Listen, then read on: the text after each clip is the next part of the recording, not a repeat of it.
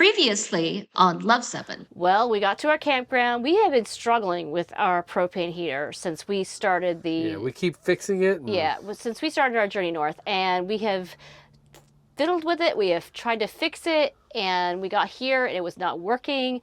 It's below 30. It's like 29, 28. And the Airstream was like 40 degrees when we got in here. And we did not have any kind of heat.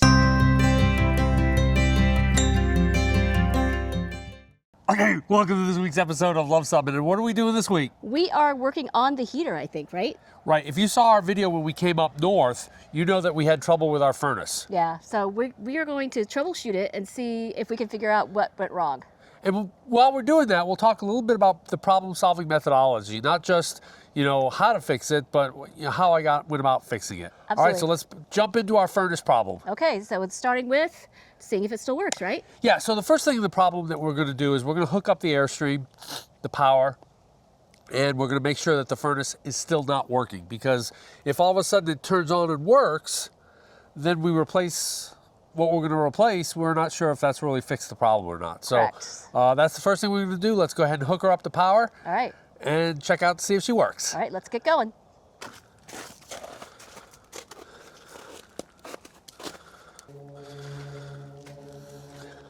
So even for this, you're going to be plugging into the surge protector. Yeah, it's just a procedure I always do.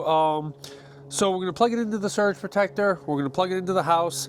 We have no battery installed. And one of the things that I oftentimes mention is you do not need a battery hooked up to your rig to get it powered. Okay, you do need a battery always. However, to tow, because should your trailer ever depart the vehicle, you need the battery to activate the brakes. Yes.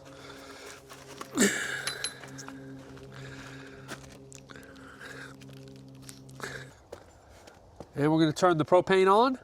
Okay. And then Cindy's going to go inside and check to the stove to eliminate the problem of not having propane. Yes.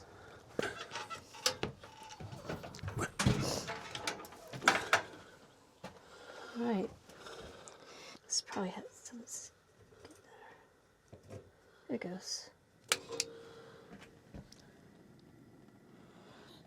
All right, we're going to let that go for a bit. Yep. Just let it go and get the gas running through the pipes. Yep. Okay, so we removed the cover. We're going to be doing that so that we can take the cover off and get it repainted. So what has been happening is when we turn the thermostat on, we'll hear a click down here, but nothing else happens.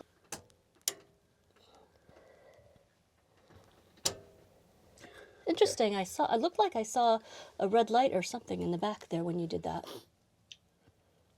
Yep. So we got our click, like what we've been getting. Right. So the important thing with problem solving is not just knowing what the problem is and defining the problem. And right now our problem is that the furnace is not working. Right. Almost as important, if not more important, is knowing what the problem is not. Okay, so the problem is not our stove. It's not the gas. It's not the gas. It's not the sail switch, because the sail switch is a safety mechanism that if it were the sail switch, the blower motor would come on, the sail switch would make contact, and then it would go off without hitting the propane, without igniting the flame and melting the whole thing. So it's not the sail switch.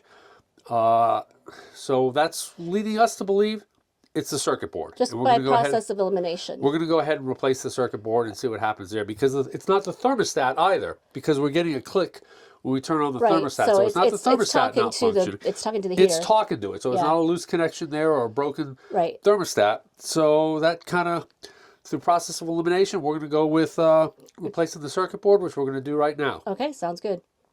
So you can see we've got our light here because we've unplugged power. No electrical work is ever done with the power connected.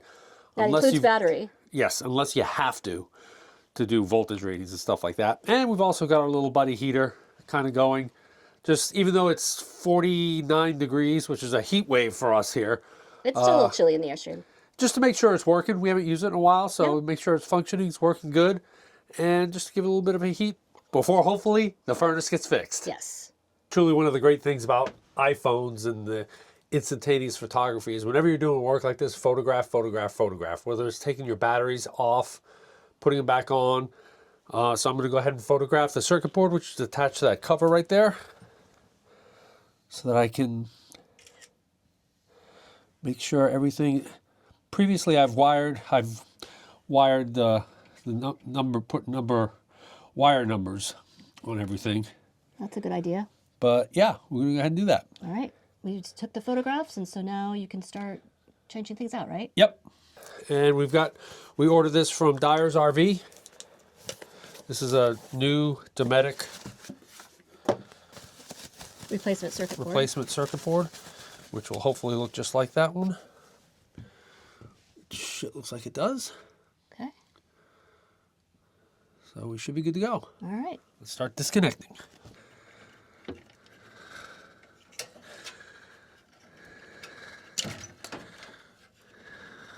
Looks like it's just plug and play, right? It is. It should be.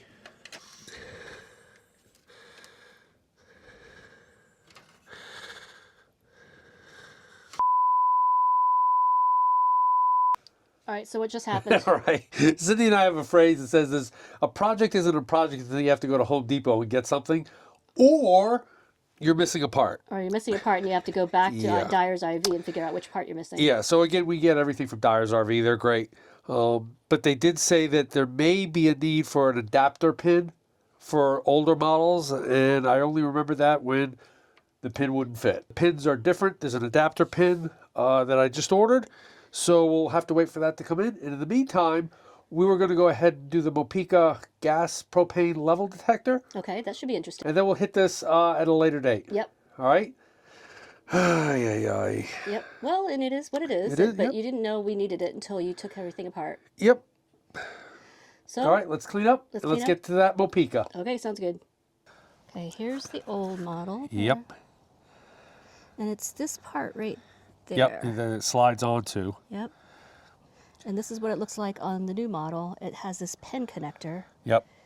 and we think that it will replace, something will slide here Yep. to And it'll replace look that. just like that. So Yeah. no big deal. Yeah, We'll get it done. okay.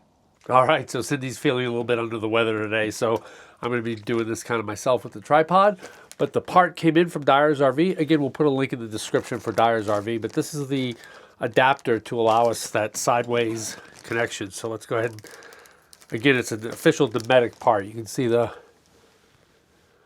logo there, which is what I like to get.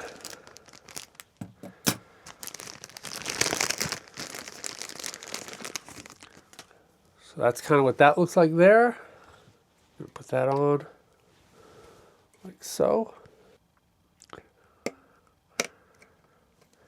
And you can see how that snapped right on there. So we'll be able to get our sideways connection on.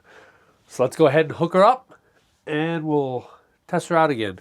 Of course, throughout the entire hookup process, we're going to be looking at the pictures just to make sure that our wires got installed correctly. So let's go ahead and wire her up. All right, we wired everything up, checked and double checked. Now it's time to secure it and go ahead and fire her up. Okay, so we've hooked up power. Cindy is back with us, right? Yeah, I'm back. And we've got the stove, gas is flowing. So now if we click that, in theory it should turn on. We're doing it today, believe it or not, because tomorrow we're supposed to get like into the 60s here in Vermont. So we got to make sure it's cold enough in here to get this thing cranking. Okay, let's give it a shot. Keep your fingers crossed. Woohoo! Started right up. It did. Let's wait for the gas. Because right now the sail switch is making contact and it's making sure that that's air is flowing.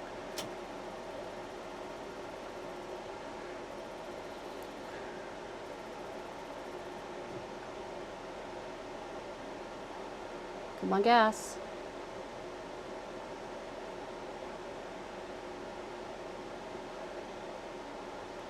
Not hearing any gas yet.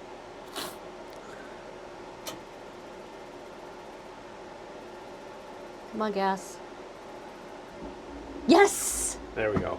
So the reason it just took a little bit probably is just for the gas flow. The first time it clicked, it didn't. The pressure might not have been higher because again, we've been doing a lot of stuff with the Mopica, taking the tanks off, so that kind of lets the Puts the air in there, all right? Puts a little bit of air into the line. So that first time it didn't click, second time it clicked off, so we're getting nice warm air. Oh man, can you believe it? This is awesome. Good job. All right, well there we have it. We have our furnace now. What do you think? I'm very excited to have the furnace fixed, and I'm very glad we did it yesterday because today is a fabulously warm day in Vermont. Yeah, it's 70 degrees, so we would not have been able to get the furnace started. So if you like this video, Give us a big thumbs up and if you think we've earned a subscription, click the subscribe. and comment below if you have any tips for troubleshooting or if your furnace has failed and how did you fix it. Because we come out with Airstream and RV related videos just like this one every Tuesday. Thanks for watching.